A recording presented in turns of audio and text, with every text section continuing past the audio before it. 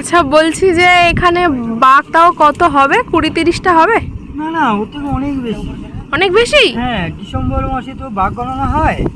তা আমরা তো জঙ্গলে থাকি, দেখেছি যে প্রচুর দ্বীপে দ্বীপে সব ক্যামেরা বসিয়ে দেয়। হ্যাঁ, ক্যামেরা বসিয়ে দেয়।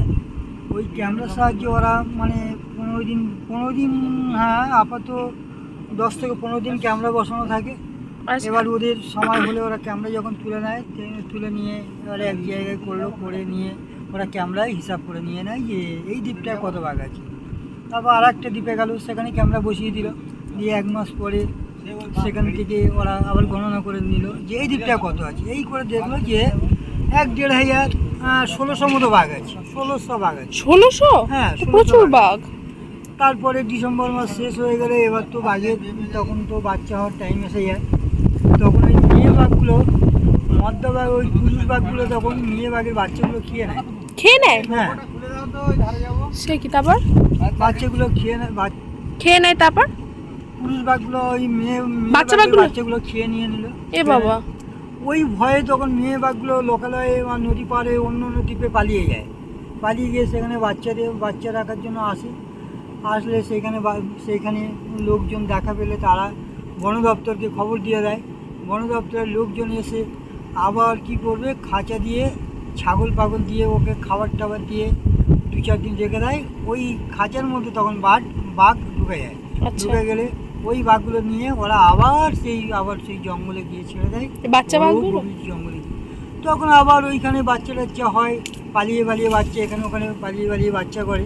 কিন্তু একটা বাঘের না হলে অন্তত 4খানা করে বাচ্চা হয়। ওই কোনো বাঘের একটা বাচ্চা বাঁচি, কোনোটাই থাকে না, সব খেয়ে নেয়। ওই জন্য সুন্দরবনে বাঘের সংখ্যা কম। আচ্ছা, ঠিক আছে। ছেলে বাঘগুলো খেয়ে হ্যাঁ, নেয়? ছেলে বাঘগুলো খেয়ে নেয়, ওই জন্য বাঘের সংখ্যা সুন্দরবনে কম। যদি পুরুষ বাঘ যদি বাচ্চাগুলো না খেত তাহলে সুন্দরবনে বাঘ ভরে যেত।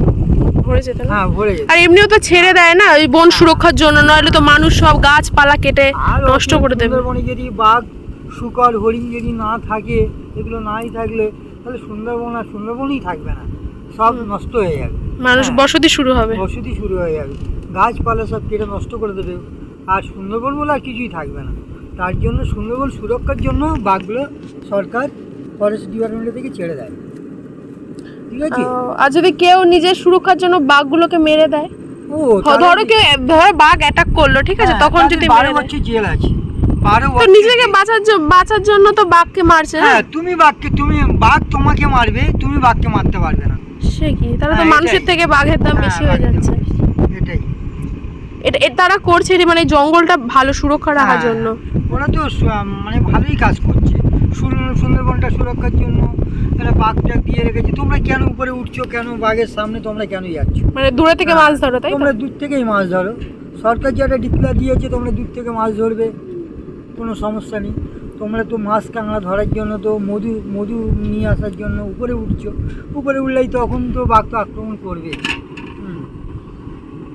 এটাই। আচ্ছা, তো এমনি তো অনেকে তো যারা মাছ ধরে তারা তো তাহলে গভীর জঙ্গলে, মানে গভীর জঙ্গলে মাছ বেশি হয় নাকি? গভীর জঙ্গলে তো মাছ কাঁকড়া, খালিতে মাছটা বেশি। আচ্ছা আচ্ছা।